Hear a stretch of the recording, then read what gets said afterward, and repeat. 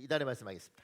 하나님은 영이시니 예배하는 자가 영과 진리로 예배할지니라. 하나님은 영이시니 예배하는 자가 영과 진리로 예배할지니라. 요한복음 4장 24절 말씀. 요한복음 4장 24절 말씀. 우리의 기도하겠습니다. 성령 하나님, 예배의 주도권을 성령 하나님께 맡깁니다. 성령 하나님, 예배의 주도권을 성령 하나님께 맡깁니다. 우리가 영과 진리로 예배하게 하옵소서. 우리가 영과 진리로 예배하게 하옵소서. 예배 가운데 성령 충만하게 하옵소서. 예배 가운데 성령 충만하게 하옵소서. 예배 가운데 말씀 충만하게 하옵소서. 예배 가운데 말씀 충만하게 하옵소서. 예배 가운데 나의 몸도 생각도 인생도 고쳐 주옵소서. 예배 가운데 나의 몸도 생각도 인생도 고쳐 주옵소서. 예수님의 이름으로 기도합니다. 예수님의 이름으로 기도합니다. 하나님이 여러분의 기도 들으신 줄 믿습니다. 아멘. 아멘. 감사합니다. 오늘 말씀을 읽기 시작하겠습니다. 예수님에게 12제자가 있습니다. 그중 베드로 이름이 항상 첫 번째로 언급됩니다. 예수님은 베드로를 변화산에서 변화될 때에도 겟세마네에서 기도할 때에도 꼭 데리고 다닙니다. 예수님이 가장 공을 많이 들여서 가르친 제자가 베드로입니다. 그래서 우리는 베드로를 예수님의 수제자라고 생각합니다. 근데 이런 생각 안 드세요? 베드로 주님이 가장 공을 많이 들여서 가르친 제자 베드로 맞습니다. 근데 한 번 말하면 바닥바닥 똑똑해서 알아들으면 그렇게 안 했을 텐데 10번 말에 알아듣고 이래서 공을 들인 게 아닐까 이렇게도 생각을 해보는 겁니다. 우자고 한 말에 그렇게 축자고 달라드시면 안 됩니다. 자 보세요. 베드로는 집안이 탁월하게 좋은 것도 인물이 뛰어난 것도 아닙니다. 베드로는 엘리트가 아닙니다. 평범한 사람입니다. 이스라엘에서 변두리 어촌 갈릴리 사람으로 좋은 사람입니다. 직업도 어부입니다. 무명한 사람입니다. 그런데 베드로는 유명한 사람이 됩니다. 많은 사람에게 사랑받습니다. 베드로를 사랑한 이들이 그의 이름을 잊지 않기 위해서 곳곳에 베드로 이름을 붙입니다. 동화책 피터팬의 피터가 베드로의 영어식 발음입니다. 명품 피에르 가르댕의 피에르가 베드로의 프랑스식 발음입니다. 러시아 개혁군주 표도르 대제가 베드로의 러시아식 발음입니다. 예수 밖에서 무명했던 베드로가 예수 안에 유명이 됩니다. 여러분과 제가 착각하지 않아야 될 게 한 가지 있습니다. 하나님 앞에서 교만한 거하고 하나님이 높여주는 거하고는 다른 거예요. 하나님 앞에서 겸손하기 위해서 자기를 낮추는 거하고 볼 것 없는 무명인으로 사는 것하고는 다른 겁니다. 주님은 예수 바깥에 무명이었던 갈릴리 촌사람 베드로 그 사람을 주님이 부르셔서 베드로가 유명해지고 싶다고 유명해진 것이 아니라 하나님이 유명한 사람으로 만들어 주신 거죠. 다 필요 없어요. 하여튼간 겸손하게 살아야지. 이게 아니라 하나님이 높여주시면 높아진 자리에서 겸손하게 있으면 됩니다. 그러니 요거 할 사람만 안 하십시오. 무명인 여러분, 베드로처럼 예수 밖에서 무명인 여러분이 우리 다 예수 안에 왔잖아요. 예수 안에서 하나님이 유명한 사람을 만들어 주시기를 예수님 이름으로 축복합니다. 나는 볼 것 없이 거지같이 살겠다 그러면 안 하셔도 됩니다.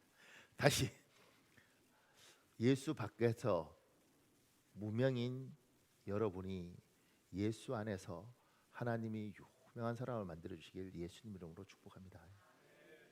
그러니까 우리는 생리적으로 이렇게 싫어하는 사람이 있습니다. 그러면 하나님 나는 그러면 그렇게 살지 않아 하셔도 됩니다. 근데 주님이 여러분과 저를 부를 때는 뭔가 우리 인생을 하나님이 뭔가 해주고 싶어서 불렀지. 어차피 볼 것 없이 살 거면 안 불러도 그렇게 볼 것 없이 살 텐데. 그러니까 하나님이 높여주면 굳이 거부하지 마십시오. 목사님 저기 이렇게 높아졌다고 교만해서 죽으면 일단 높아져 보고 생각하십시오. 저희가 중국에 있을 때 재밌는 일이 있었습니다. 지금도 제가 안 있는데 그 당시에 막 중국에 막 사업하러 들어오는 사람들이 있는데 중국은 송금이 잘 안 되잖아요. 묻는 거예요. 중국에서 돈 벌면 송금이 어렵다는데 송금을 어떻게 하십니까? 그때 중국에서 성공하신 분이 그렇게 이야기하시는 걸 내가 들었습니다. 일단 벌고 생각하십시오. 벌기 쉽지 않습니다. 그러니까 유명해지고 교만해질까 두려워하지 지금 뭐 그러지도 않는데, 그러니까 하나님이 여러분과 저를 부를 때 우리 민족은 저는 이게 지금 그 복음에 대한 굉장히 오해들이 있는 것 같아요. 우리 민족은 청백리, 청렴결백, 그래 그것이 굉장한 가치라고 생각하는 민족이에요. 그러니까 예수를 믿고 깨끗한 거하고 찌질이 가난한 거하고 다르다고요. 그리고 하나님의 은혜로 부지런히 살아서 부유해지는 거하고 부패로 부유해지는 거하고 달라요. 그리고 부유한 이 부를 잘 쓰는 사람도 많은데 부유하면 더럽다고 생각하는 이 문화 때문에 예수 믿고 부자가 되면 더러운 사람이 된다, 그러지 않습니다. 그러니까 저는 누구하고도 이야기할 때 가난하고 볼 것 없을 때보다 유명하면 자기를 지키기가 어렵다는 게 맞다. 그렇지만 하나님이 높여주시면 높아져라. 교만하지는 말고 하나님이 부유하게 해주시면 부자가 되라. 잘 사용해라. 하나님이 명예를 주시면 명예를 가져라. 그러나 그게 휩쓸리지는 말아라. 그래서 어떤 분이 예수 믿는 어떤 권사님이 하나님이 성공을 주셔서 골프장에 골프를 탁 치는데 너무 좋더래. 근데 하늘에서 음성이 들리더래. 얘들아, 얘야, 즐기지만 취하지는 말아라. 이 어려운 말을 알아들으십니까? 즐기지만 취하지는 말아라.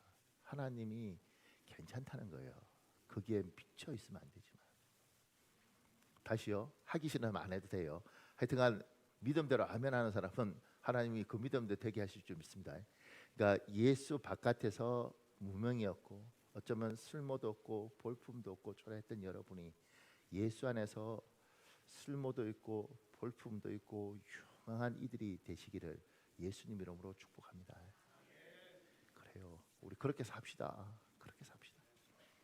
그 밑에요. 오늘은 누가복음 22장 31절에서 32절과 사도행전 12장 1절에서 5절을 통하여 지금 나에게 말씀하시는 하나님의 음성을 듣겠습니다.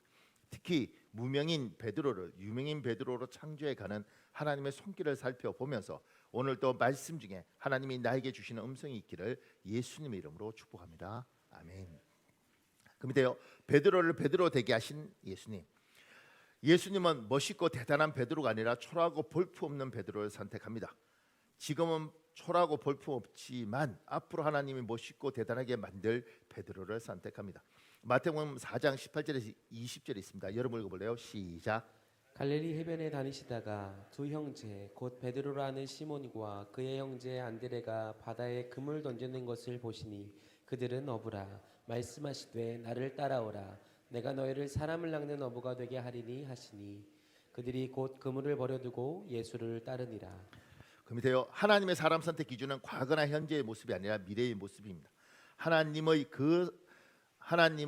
그 사람의 현재 성공을 보고 선택하지 않습니다. 그 사람의 미래의 가능성을 보고 선택합니다. 사랑하는 여러분, 잘 나가고 성공하고 뛰어난 사람은 예수 믿을 생각도 없고 믿자 그래도 믿지도 않습니다. 그런데 우리가 멀리서 볼 때 대단해 보여도 그 인생에서 박살이 나고 때로는 말할 수 없는 고통 가운데 있을 때 주님이 얘야 힘들지 내 손 잡자. 내가 손 내미니까 내 손 잡아라. 그럼 내가 살려줄게. 보통은 그래서 예수 믿습니다. 혹여 우리들 중에 목사님 저는 진짜 잘 나가고 대단했는데 예수 믿었습니다. 이런 분 있으면 손. 상태 안 좋은 거예요, 그 사람. 그러니까 우리가 보통은 저도 다 똑같고 정말 힘들고 어려울 때 주님이 우리 부르시죠. 그때 우리는 이 생각이죠. 나 같은 걸 왜 부르지? 잘난 애들도 많은데.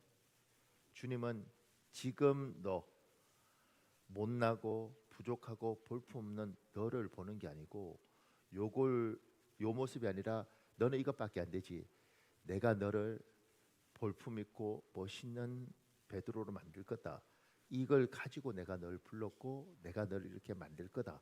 그리고 주님은 여기에 방점이 있는 게 아니라 이걸 보고 부르신 겁니다. 이게 기대입니다. 하나님은 여러분과 저에 대한 기대를 가지고 부르셨습니다. 이게 하나님이 세상을 보는 눈이고 사람을 보는 눈입니다. 우리가 하나님의 자녀 아니에요? 자녀는 부모 닮잖아요. 여러분에게도 이 눈이 있기를 예수님 이름으로 축복합니다. 이게 굉장히 중요한 건 이 눈을 가지고 내 자식도 봐야 되고, 이 눈을 가지고 내 남편도 봐야 되고, 내 아내도 봐야 되고, 우리 교회도 보고, 우리 인생도 봐야 되는 겁니다.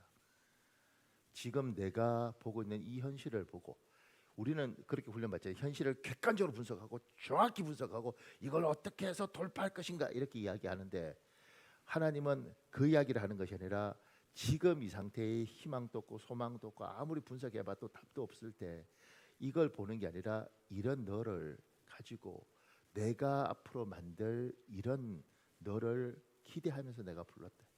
요 모습을 보고 하나님은 베드로를 부르시고, 요 모습을 보고 하나님은 이야기하시고, 요 모습을 보고 하나님 훈련시키고 다듬으시는 겁니다. 그러면 이게 예수님이 하는 방법이잖아요.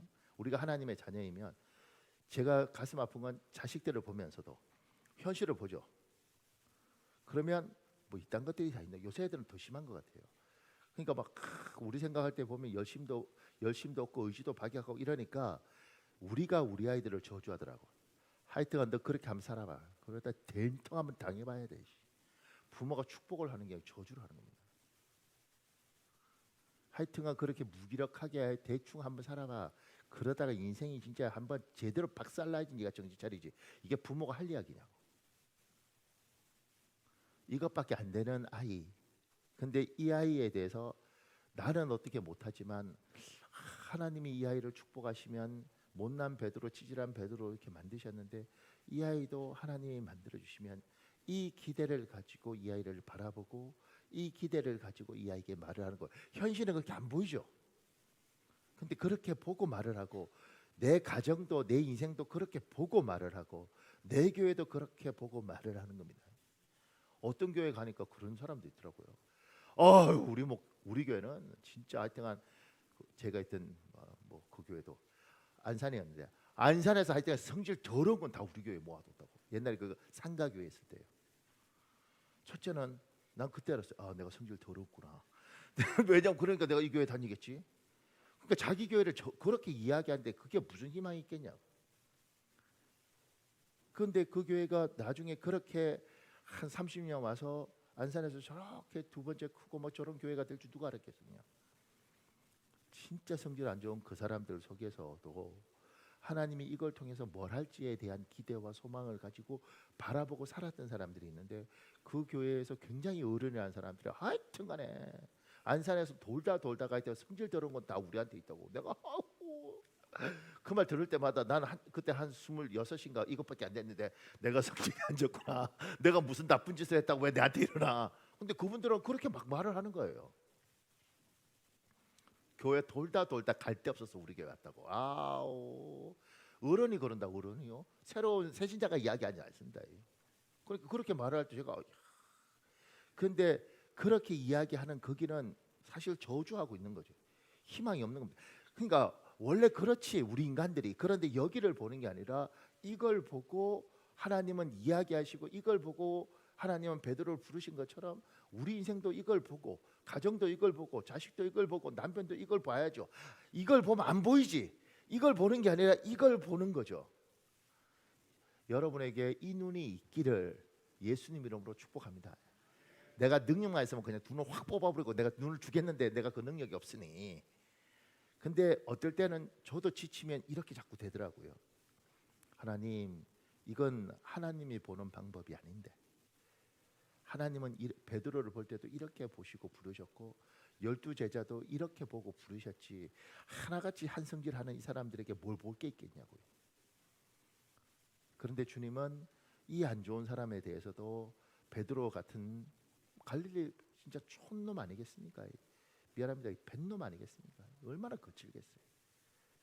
근데 그 거칠고 투박한 사람에 대해서 하나님이 사람 낳는 업으로 내가 너를 만들겠다. 그리고 이걸 보고 한 거죠. 그러니까 생각해 보세요. 러시아 황제가 표트르 대제 뭐 이런 사람들이 베드로 이름 따서 지은 거 아니겠습니까? 좀 고급스러운 이름 갖다 붙이지.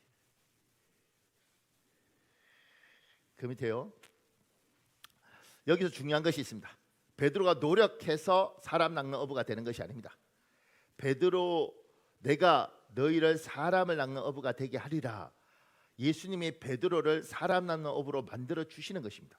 하나님의 주권적인 역사입니다. 얘야 베드로, 네 진짜 노력하면 너는 사람 낚는 어부가 될 수 있어. 힘내, 노력해. 이렇게 하지 않아요. 주님이 내가 만들 거다. 내가 만들 거다. 내가 너를 그렇게 만들 거다. 네가 뭐라고 하든 내가 그렇게 만들 거다. 하나님이 여러분과 저 부를 때 그런 계획, 베드로처럼, 베드로 이렇게 부르신 것처럼 우리에 대해서도 그런 계획을 가지고 부르신 줄 믿습니다. 내가 만들 거다. 내가. 그 밑에요. 이제 베드로는 할 일이 있습니다. 예수님의 인도대로 열심히 따라가는 것입니다. 저항하지 않고 투덜거리지 않고 미적거리지 않고 열심히 예수님을 붙쫓아가는 것입니다. 주님이 얘야 내가 너를 물고기 낚는 어부에서 사람 낚는 어부로 만들 거다. 그리고 내가 그렇게 작정했으니까 내가 할 거야. 주님이 이렇게 이야기하셨고 그렇게 해서 베드로를 불렀습니다. 그럼 이제 베드로는 그냥 주님이 인도한 대로 따라가면 이렇게 되는 겁니다. 저항하지 않고 반항하지 않고 도망가지 않고. 우리 교회 돕는 여자 선교사님인데 그 여자 선교사님이 그런 이야기하죠. 그 부부인데 사모님이죠. 근데 그분이 주님이 이렇게 예약하자 그러면 그냥 쫄쫄쫄쫄 그냥 따라갔으면 될 텐데 하나님 말씀을 안 들어서 질질 끌려서 그렇게 질질 끌려서 주님이 인도하는 대로 왔는데 그래도 감사하다는 거예요. 그러면서 하나님께 미안하다는 거죠.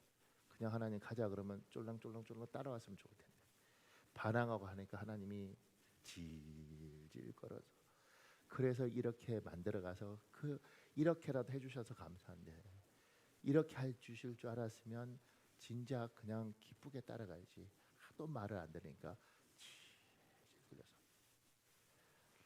사모님 그 표현 쓰니까 귀에 확 와닿더라고요. 하나님의 강압에 의해서 이러지 않고 질질 끌려서. 하나님은 베드로를 이렇게 만들겠다고 이야기하시고 베드로에게 따라와라 얘야. 따라가면 됩니다. 근데 저항하고 반항하고 투덜거리고 도망가고 근데 주님은 포기하지 않으면 질질 끌고라도 가시는 겁니다. 그 밑에요. 여기서 우리가 영적으로 깨달아야 할 것이 있습니다. 예수님의 인도대로 따라간다는 것은 첫째, 있어야 할 곳에 있고 있지 말아야 할 곳에 있지 않는 것입니다. 둘째, 할 말을 하고 하지 말아야 할 말을 하지 않는 것입니다. 셋째, 깨달아야 할 것을 명확하게 깨닫는 것입니다. 하나님이 나에게 가르친 교훈을 내 인생에서 매일 실천하며 사는 것입니다. 이렇게 살면 베드로는 어느 날 초라하고 볼품없던 자신을 많은 사람이 멋있고 대단한 사람으로 보고 있는 것을 깨닫습니다. 베드로의 인생이 바뀐 것입니다.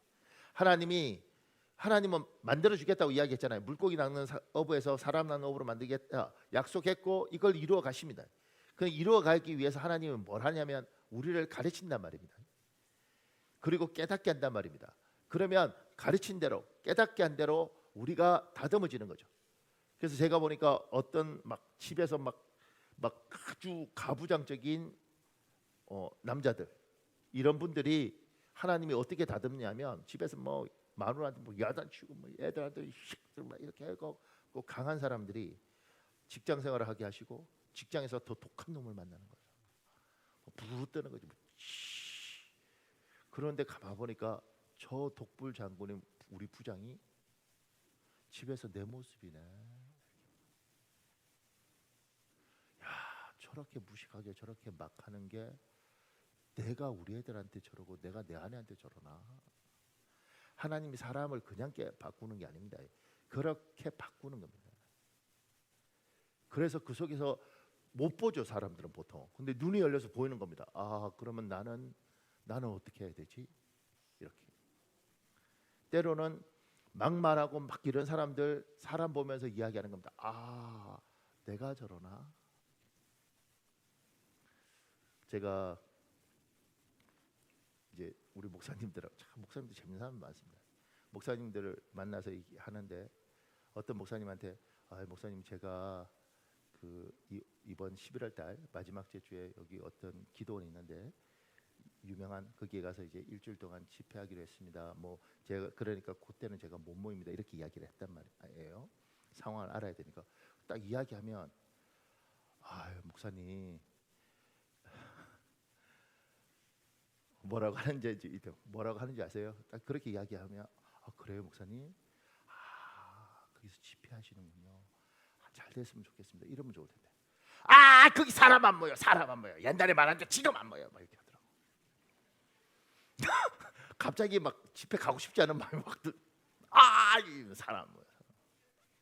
제가 그거 이렇게 듣고 그런데 그 생각이 자꾸 나더라고. 나면서 무슨 생각이 나냐면 뭐 상처받고 이런 게 아니고 목사쯤 되면 같은 말도 목사님 옛날에 거기 유명해서 우리도 가서 은혜 많이 받았는데 요새는 성도들이 쉽고 그래서 집회를 해도 사람들이 별로 안 보이는 것 같아요. 근데 목사님 가서 다시 한번 성령으로 충만하고 불길이 일어났으면 좋겠습니다. 목사님 응원하겠습니다. 이러면 얼마나 좋냐고.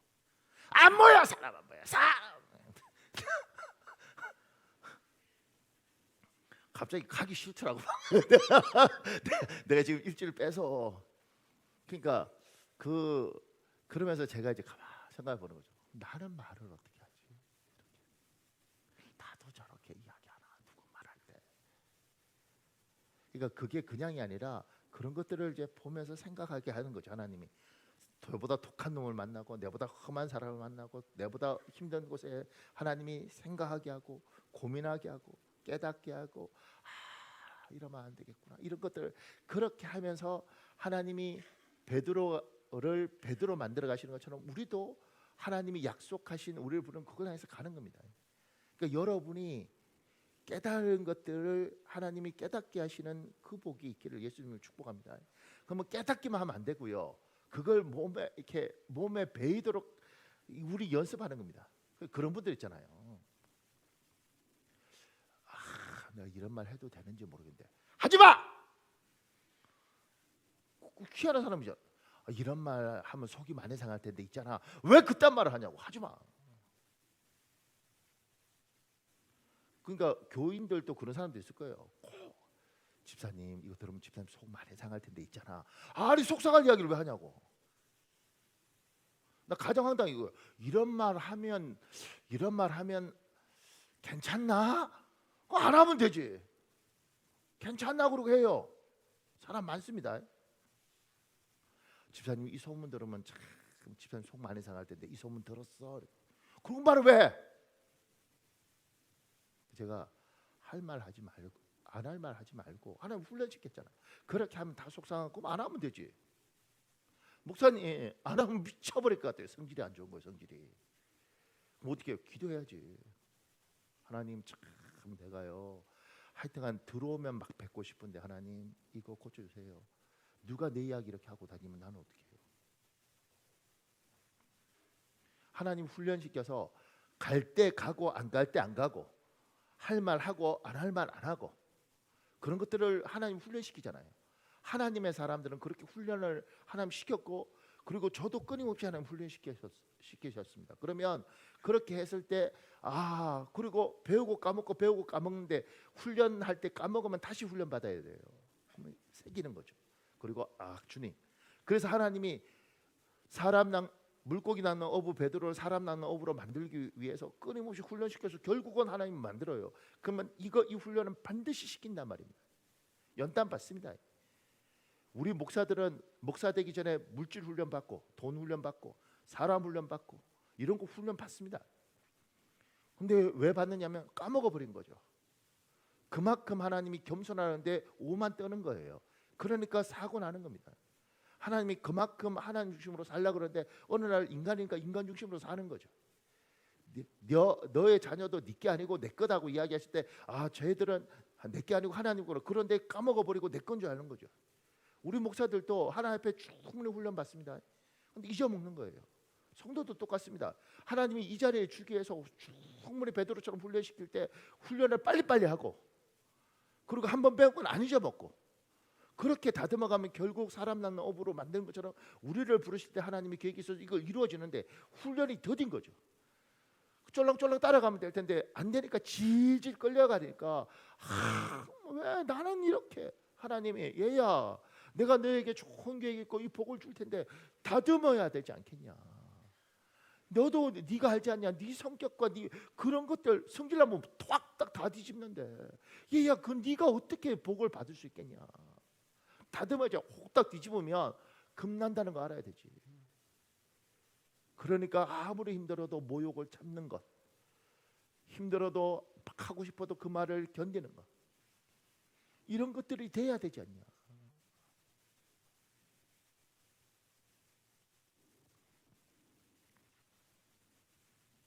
혹여 들으면서 내 이야기 하나 맞아요. 누군지 모르겠지만 맞아. 그러니까 받아들이세요. 목사님 하여튼간 주일마다 내 이야기 맞아요. 당신 들으라고 하는 거예요. 그게 누군지 모르지만 대신 내가 보여. 내가 눈 안 마주치잖아요. 진짜 내가요 사팔뜨기 될지도 몰라. 계속 돌리잖아. 걔네 일단 마주치면 내 이야기 맞구나 이럴까 봐. 내가 얼마나 무서워한다. 근데 하나님이 여러분 이야기고 내 이야기예요. 하나님이 저한테도 그러시는 거죠. 여러분은 어떻게 볼지 모르지만 나도요 고생 많이 했습니다. 사람이 좀 이렇게 좀 둔한 부분이 있어서 하나님이 여기저기서 하여튼간 고생 많이 시키시고 하나님이 훈련도 많이 시키셨습니다. 그리고 이야기하시는 거죠. 까먹으면 너 다시 훈련 받는 거예요. 제가 늘 그러죠. 절대 안 잊어먹습니다. 하나님 한 번 배운 건 내가 진짜 조심해서 살 겁니다. 좀 더요. 그 밑에요. 예수님이 베드로를 사람 낳는 업으로 만들어 가실 때 회방자가 있습니다. 하나님이 이렇게 만들어 가셔서 정말 베드로를 굉장한 사람으로 만들어 주고 싶은데 회방자가 있습니다. 그 밑에요. 베드로를 향한 예수님의 목표는 베드로가 물고기 낚는 어부에서 물고기와 비교할 수 없는 존재인 사람 낚는 어부가 되는 것입니다. 사람에게 물고기를 주는 것보다 물고기 낚는 법을 가르쳐 주는 것이 그 사람 형편을 바꿉니다.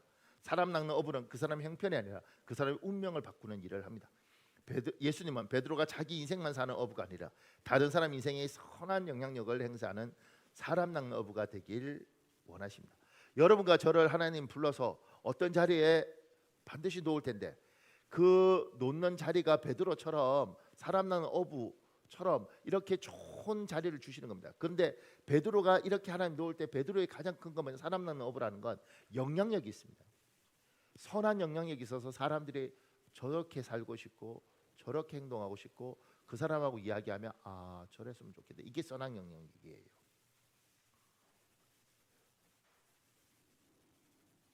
아버지로서 최고의 칭찬은 뭐냐면 애가 저 아버지 존경합니다.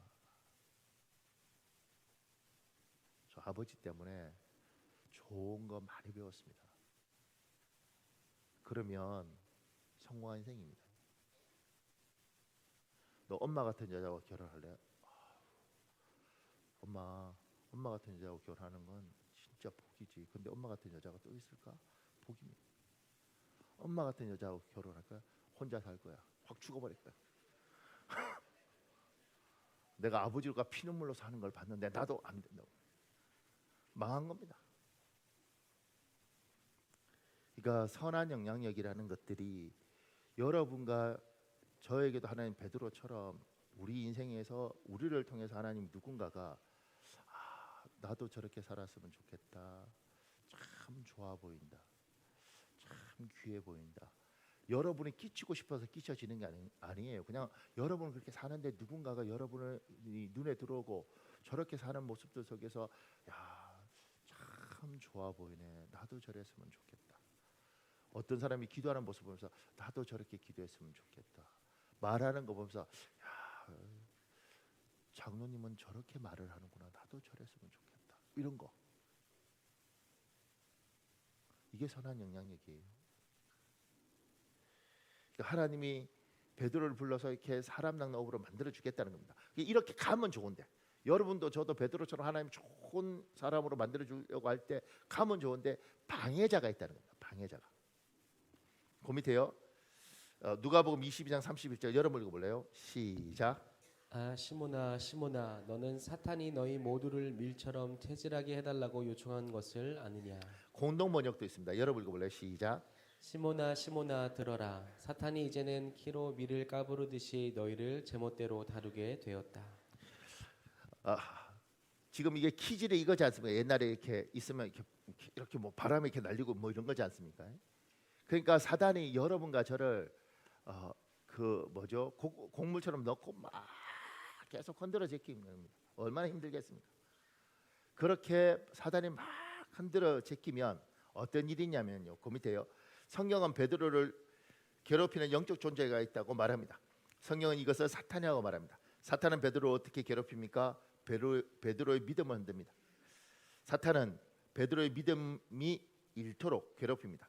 우리 누가복음 22장 32절 필립스 신약 성경에 있습니다. 여러분 읽어볼래요? 시작. 그러나 나는 내가 믿음을 잃지 않도록 너를 위해 기도했다. 내가 내게 다시 돌아올 때에는 여기 있는 내 형제들을 강하게 해라. 보세요. 주님이 베드로를 부르실 때 물고기 낚는 베드로를 불러서 사람 낚는 베드로, 물고기와 비교할 수 없죠. 사람의 인생에 큰 영향을 주는 선한 인생, 정말 무명인 베드로를 참 유명하고 멋있는 베드로 만들겠다고 주님 약속하고 부르셨어요. 그리고 이 베드로를 하나님 자기 사람으로 만들어 가십니다. 그런데 그 과정에서 사단이 껴서 베드로를 키질하는 겁니다. 계속 괴롭히고 힘들게 하고 좌절하게 만드는 겁니다. 그러니까 주님이 뭐라고 이야기하냐면, 얘야, 내가 너한테 약속했잖냐. 물고기 낚는 어부가 아니라 사람 낚는 어부가 되게 해주겠다고. 그러니까 그 믿음을 붙들고 살아야 돼, 얘야. 그런데 이 믿음이 잃어버리지 않도록, 이 믿음에 떨어지지 않도록 주님이 베드로에서 기도했다고 이야기합니다. 여러분과 제가 살면서 사단이 그리고 인생이 이 믿음을 떨어지도록 하는 거예요. 조금만 더요. 여기서 우리가 영적으로 깨달아야 할 것이 있습니다. 믿음을 잃어버린다는 것은 어떤 의미입니까? 첫째, 하나님을 부인하는 것입니다. 둘째, 하나님을 부인하지 않습니다. 다만 교회를 떠납니다. 신앙생활을 하지 않습니다. 하나님과 관계는 있지만 하나님과 교제가 끊어진 것입니다. 셋째, 하나님을 부인하지 않습니다. 하나님이 계시다는 것을 믿습니다. 그러나 더 이상 하나님에 대한 기대가 없습니다. 하나님이 내 인생에 놀라운 일을 하실 것을 믿지 않습니다. 절망 속에서 하루하루 연명합니다. 그 밑에요. 사탄은 베드로가 예수님을 믿는 것을 막지 못했습니다. 그러나 베드로가 믿음을 잃도록 하는 데는 성공했습니다. 베드로는 예수님을 부인합니다. 그것도 3번 부인합니다. 하나님이 자신의 인생을 사람 낚는 업으로 만들어 주실 것이라는 기대를 꺾습니다. 절망 속에서 하루하루 연명합니다. 여러분과 저에게 하나님이 좋은 계획을 가지고 베드로처럼 가잖아요. 근데 사단이 베드로를 꺾죠. 믿음을 꺾습니다. 근데 그 믿음을 꺾는다고 이야기할 때 이게 뭐냐면 하나님을 부인하는 경우가 있죠. 여러분과 저 중에 교회를 다니다가 하나님 부인하고 떠난 사람도 있습니다. 하나님 어디 있냐고 그런 사람이 있습니다. 근데 그 사람들은 하나님을 못 만났죠. 그래서 그런 사람들은 교회에 왔다가 하나님 못 만났으니까 무슨 문제가 생기고 이러면 떠나버립니다. 하나님 어디 있어 이렇게. 근데 우리들은 이렇게 예배하는 우리들은 다 하나님에 대한 믿음이 있지 않습니까? 근데 믿음이 있는데 문제가 뭐냐면 이 믿음을 가진 우리가 믿음은 하나님을 아버지 부르니까 아버지와 자녀란 이 관계는 예수를 믿을 때 생겨요. 근데 이 관계하고 부모 자식이지만 교제는 다르지 않습니까? 같은 집에 살아도 아들 얼굴 일주일에 한 번 보기 어려운 집도 있지 않습니까? 여러분 날마다 보나요? 아들 얼굴, 딸 얼굴 뭐 못 보는 경우도 제법 많죠. 그러니까 내 아들과 내 딸과 부모 자식의 관계는 안 끊어지지만 교제가 굉장히 먼 경우도 많습니다. 하나님을 믿고 하나님과의 관계는 안 끊어지지만 교제가 멀어요. 교회도 떠나고 예배도 떠나고 하나님 믿어요? 예, 하나님 계시죠. 근데 기도는 안 하죠. 하나님이 뭐 이렇게 감동 감화 그런 거 없습니다. 이게 하나님 있어요. 근데 뭐 기도 언제 했는지도 모르겠고 뭐 하나님이 저한테 뭐 특별히 하시는 것 같지도 않습니다. 이런 것들이 있는 거죠. 요걸 조금 더 지나면 어떻게 되냐면 하나님을 믿지만 자기 인생에 대한 기대가 하나도 없습니다. 이렇게 살다가 그냥 죽어서 천국이나 가지 뭐. 천국이 좋다니까 뭐 있겠지. 그리고 자기 인생은 기대가 하나도 없습니다. 생각보다 예수 믿는 사람 중에 이런 사람들 많습니다. 베드로도 그랬습니다. 예수를 믿고 주님을 3번 부인하고 나중에 물고기 잡으러 살지 않습니까? 기대가 다 꺾인 겁니다. 여러분과 제가 예수를 믿으면 우리 인생은 하나님을 믿고 하나님이 약속한 게 있으니까 기대가 있어야 되는 거죠. 어때? 그렇지. 하나님이 진짜 뭔가 하실 것 같아. 내가 좀 힘들어도 기도하고 이렇게 했으면 하나님이 놀라운 일을 할 거야. 이런 기대가 우리가 있어야 되는데 사단이 그걸 다 꺾었습니다. 교회는 오죠. 인생이 힘듭니다. 교회 오는 것도 짐입니다. 어차피 하나님이 내 인생에 특별히 할 것도 아닌데 그냥 죽어서 천국이나 가면 되지 무슨 헌금을 하고 예배당에 오고 기도는 하고 목사님이 또 자꾸 뭘 하라 그러고 진짜 이렇게 사는 거예요. 예수 믿는 게 짐이죠. 사단은 여러분과 제가 예수 믿는 걸 막지는 못했습니다. 하나님 살아계시구나. 근데 뭘 꺾냐면 인생에 대한 기대를 꺾습니다. 뭐 할겠나 내가.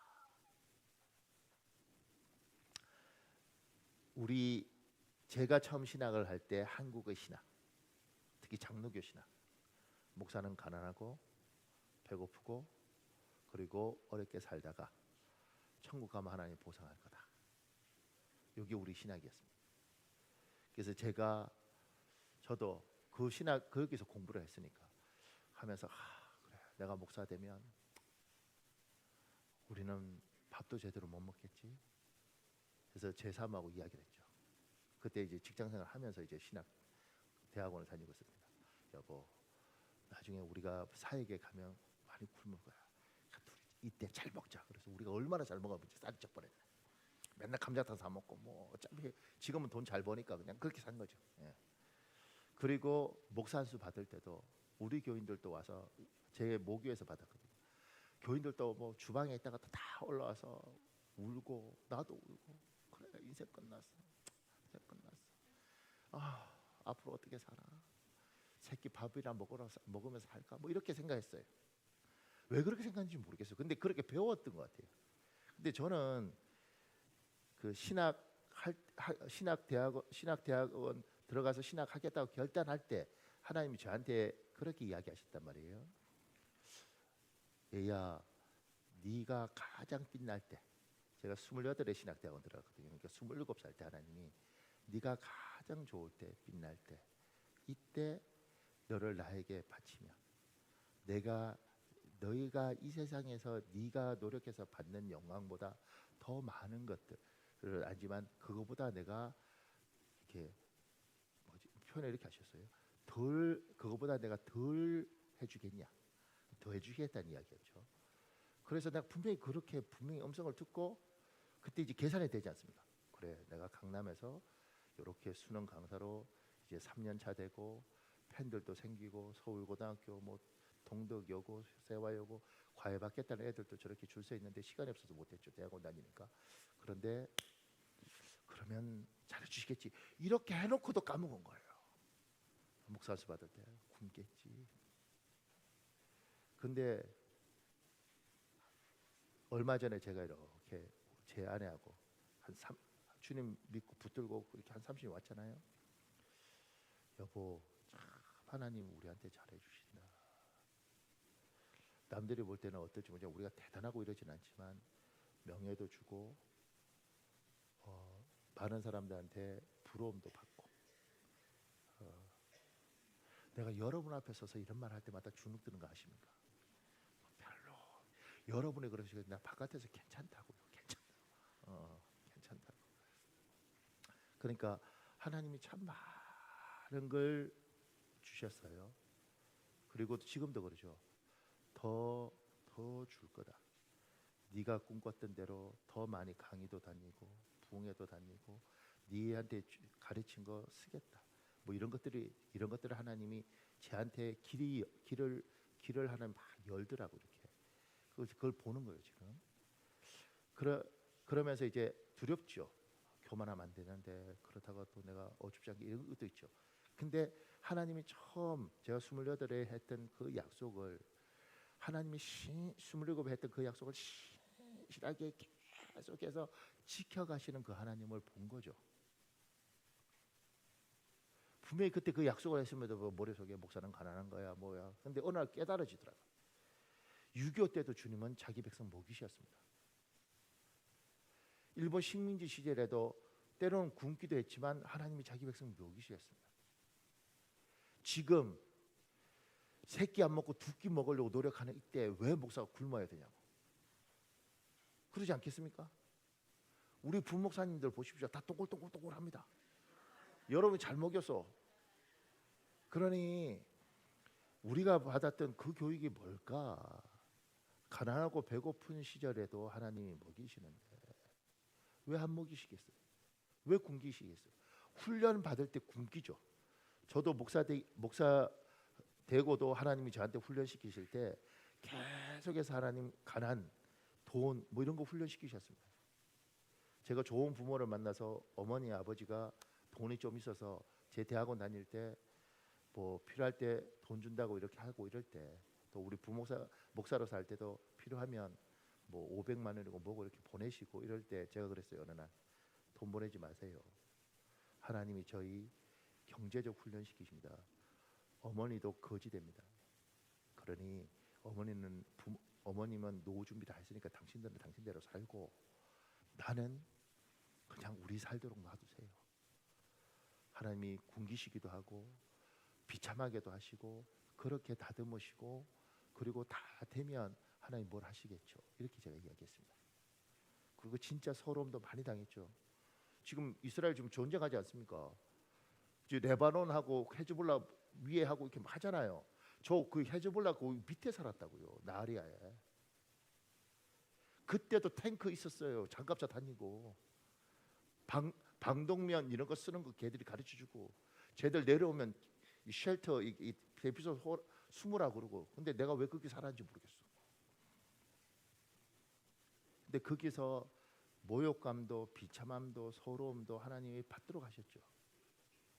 그리고 그렇게 받았으니까 그러니까 그렇게 살다 죽어버려라가 아니고 내가 너에게 이렇게 베드로에게 약속한 것처럼 결국 베드로 이렇게 만들어가는 것처럼 박현우가 내가 너를 볼 때 너에 대한 내가 베드로처럼 계획이 있는데 그걸 위해서 네가 잘 훈련되고 준비되어야지. 준비 안 되고 어떻게 내가 주는 복을 받겠냐. 그리고 하나님 나 훈련시켰죠. 고생 많이 했습니다. 여러분 참고로 그러니까 여러분 나 훈련 안 시켜도 돼요. 우리 목사님 교만하면 안 되지. 그러니까 아멘도 안 하고 뭐 웃지도 않고 막 인상 쓰고. 내가요 바깥에 가면 사람들이 배꼽 잡고 거의 죽습니다. 김재동 수준 안 되더라도 내가 제법 하는데 여러분 앞에 쓰면 웃지도 않고. 우리 교회는요 처음 온 사람 막 웃다가 여러분 때문에 막 안 웃는 거예요. 그거 아세요? 우리 교회 지금 이제 우리 교회 집사님인데 그분 막 옆에 막 웃다가 다 안 웃어. 막 안 웃어.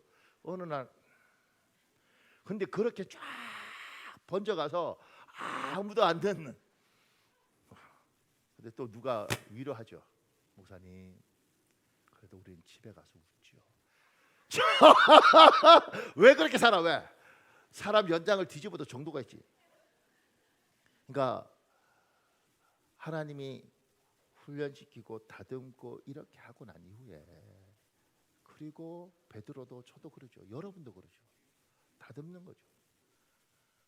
네가 얼마나 모났는지 그 모를 깎아야 되니까 모난 걸 보여주시고 하나님이 이거는 넌 하면 안 된다. 너희 집안 자체가 항상 돈만 좀 있으면 풍치고 허풍 들고 그리고 뭐가 있으면 교만하고 거들먹고. 얘야 네 아버지가 그랬고 네 할아버지가 그랬지 않냐. 그리고 너한테도 그 유전자가 있지 않냐. 그 다듬지 않으면 너는 명예를 갖는 순간 사고가 난다. 하나님 그렇게 이야기하죠.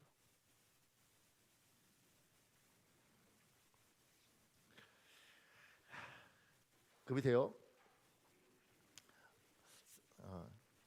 예수님은 초라하고 볼품없는 베드로를 사랑 나누는 업으로 부를 때 이 모든 것을 예상하셨습니다. 그래서 베드로를 위해 기도합니다. 예수님은 베드로의 약점을 아십니다. 베드로가 사탄에게 유린당할 것도 아십니다. 그럼에도 예수님은 베드로를 선택하셨습니다. 그 이유는 예수님은 기도의 능력을 믿으셨습니다. 그리고 베드로를 위해 기도하셨습니다. 우리 빌립보서 4장 6절 현대인의 성경에 있습니다. 여러분 읽어보세요. 시작. 아무것도 염려하지 말고 모든 일에 기도와 간구로 여러분이 필요로 하는 것을 감사하는 마음으로 하나님께 말씀드리십시오. 누가복음 22장 32절도 있습니다. 여러분 읽어보십시오. 시작. 그러나 내가 너를 위하여 내 믿음이 떨어지지 않기를 기도하였노니 너는 돌이킨 후에 내 형제를 굳게 하라. 보세요.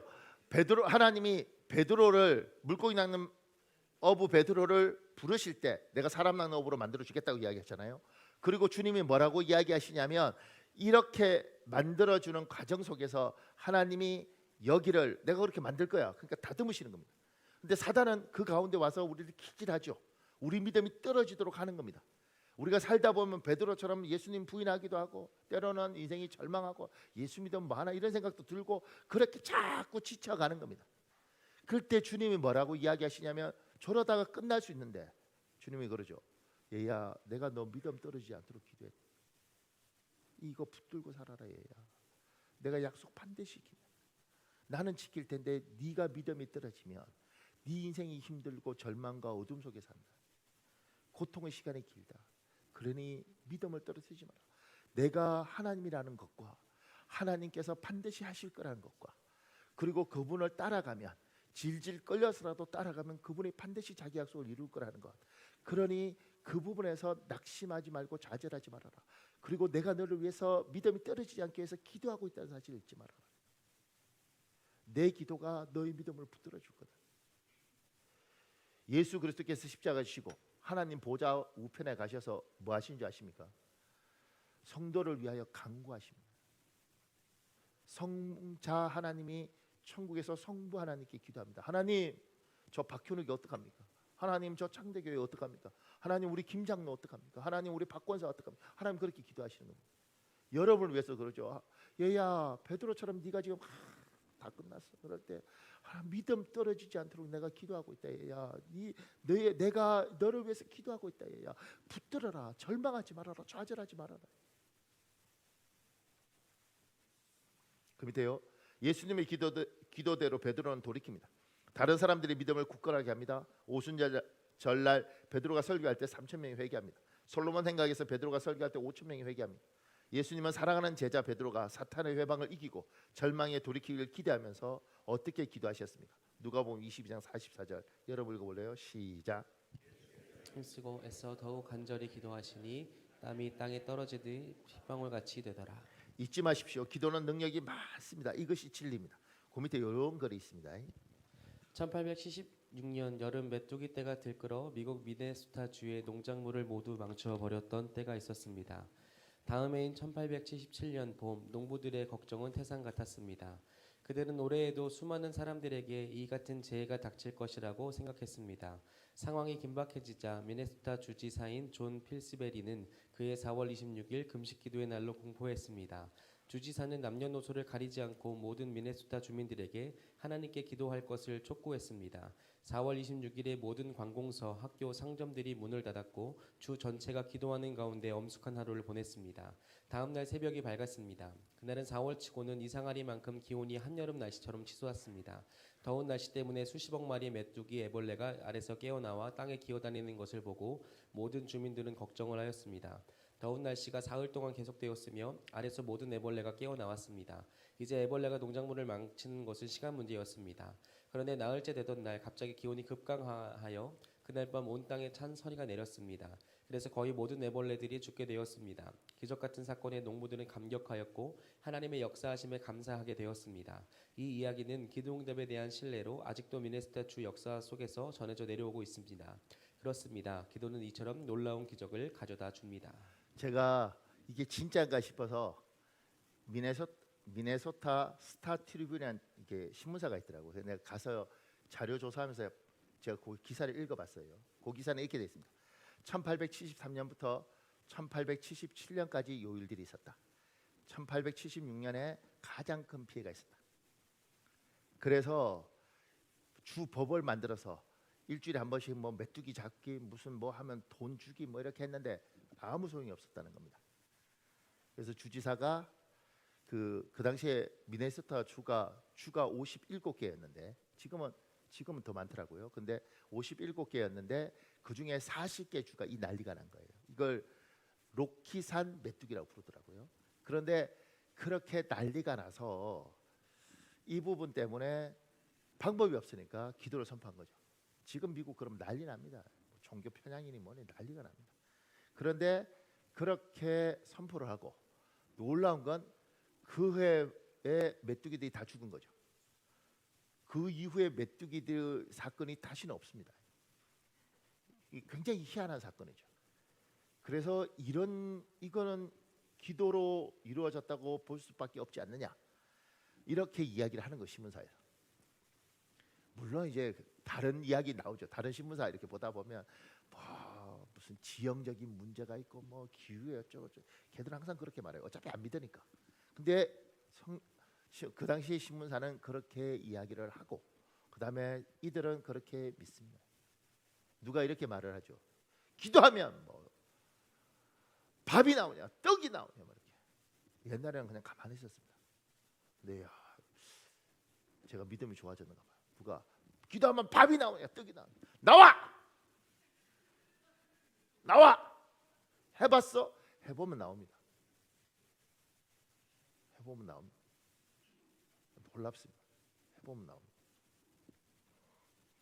그 밑에요. 베드로를 베드로 되게 하는 교회. 베드로가 잡혀갔을 때 교회가 무엇을 하는가? 사도행전 12장 1절에서 5절 여러분 읽어보십시오.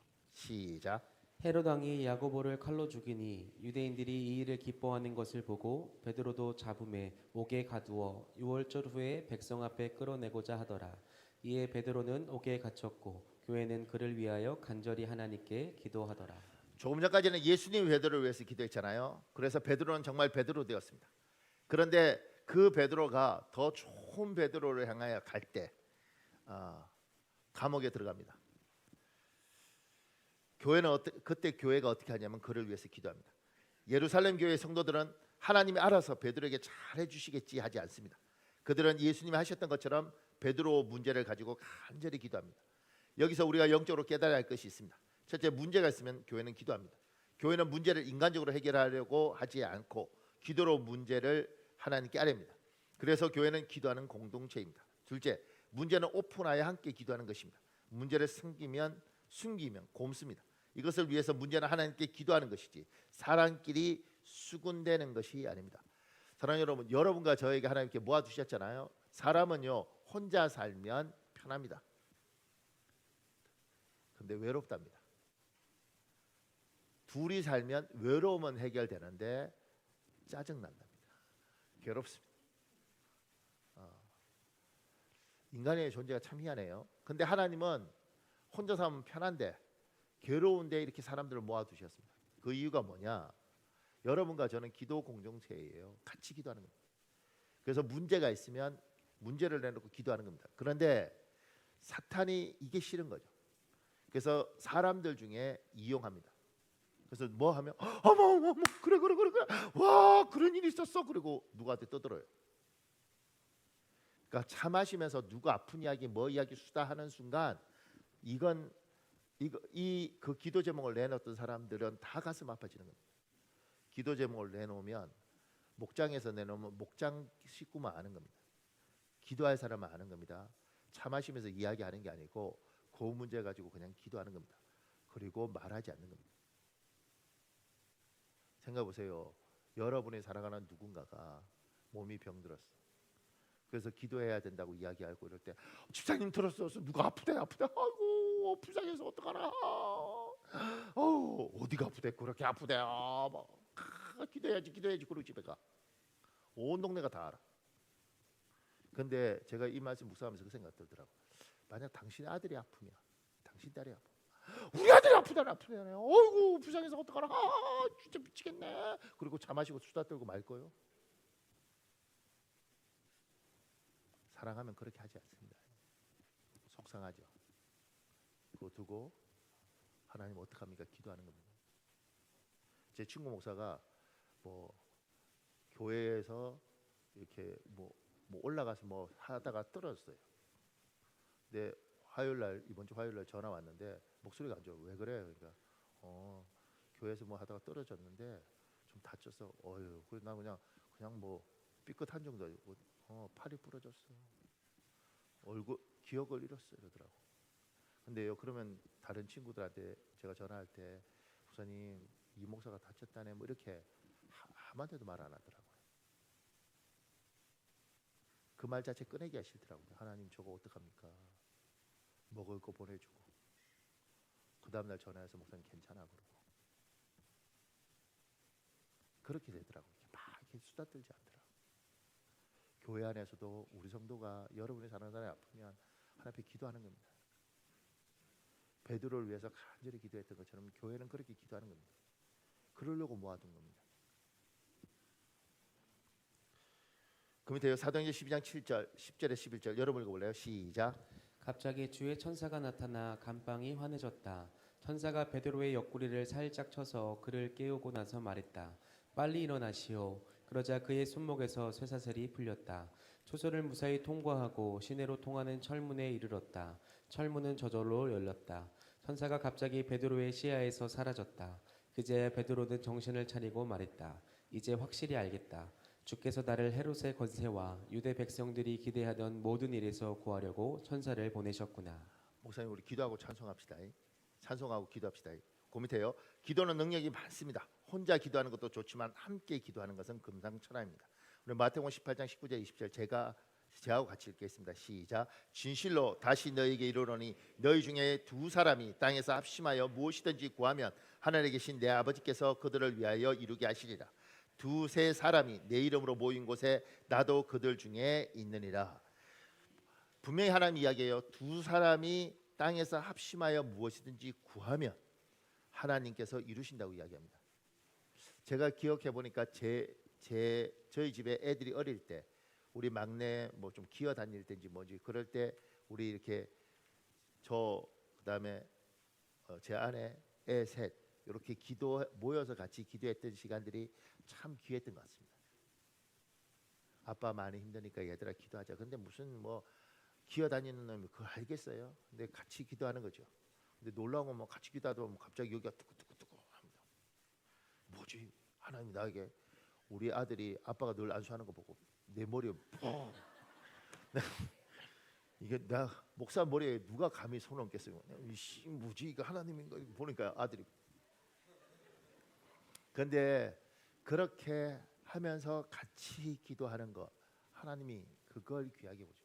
우리들 중에 누군가가 아플 때 하나님 저거 어떻게 해요? 하나님 떠들지 않고 하나님이 베드로가 감옥에 갔을 때 그렇게 교회가 기도한 것처럼 그렇게 기도하기를 원합니다. 제가 말씀을 정리할까요? 보세요. 하나님이 베드로를 부를 때 좋은 계획을 가지고 부르셨습니다. 물고기 낚는 이 갈릴리 촌 어부를 사람 낚는 어부로 바꾸려고 그 계획을 가지고 부르셨습니다. 여러분과 저도 그렇게 부르셨습니다. 그리고 이걸 위해서 하나님이 우리에게 얘야 나 따라와라. 그러면 내가 만들어줄게. 따라갑니다. 잘 따라가면 되는데 우리의 속성과 우리의 성질이 결국은 질질 끌려서 갈 수밖에 없도록 우리가 만드는 거죠.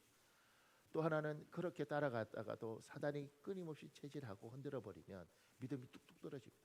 예수 믿으면 뭐 교회 다니고 괜히 힘들고 뭐 되겠나. 그 믿음이 떨어지면 사단이 원하는 겁니다. 주님이 이야기하시는 거죠. 얘야 내가 너 믿음 떨어지지 않기를 위해서 기도한다. 내가 너를 부를 때 이렇게 반드시 만들 거다. 그리고 그것을 위해서 내가 너를 위해서 기도하고 얘야 믿음 떨어지지 않도록 기도. 그 기도대로 베드로는 떨어졌던 믿음을 찾고 돌이키고 정말 놀라운 사도가 됩니다. 주님이 그렇게 베드로를 세우고 그 베드로가 교회의 지도자가 될 때 교회가 감옥에 있는 베드로에서 그렇게 기도합니다. 그리고 베드로에게 또 놀라운 일을 합니다. 오늘 설교를 준비하면서 하나님이 꼭 저한테는 이런 말씀하셨어요. 그런 것 같아요. 저한테는 얘야 네 자식을 위해서 기대를 꺾고 그렇게 살지 말아라. 그리고 네 자식이 너에게 기도를 원한다. 눈앞에서는 희망이 안 보여도 얘야 베드로를 보고 내가 기대하면서 기도했던 것처럼 그를 위해서 기대라. 이런 마음을 주시면서 오늘 설교를 사실 준비했습니다. 이 시간에 우리 찬송하고 같이 기도하는 시간 가지겠습니다.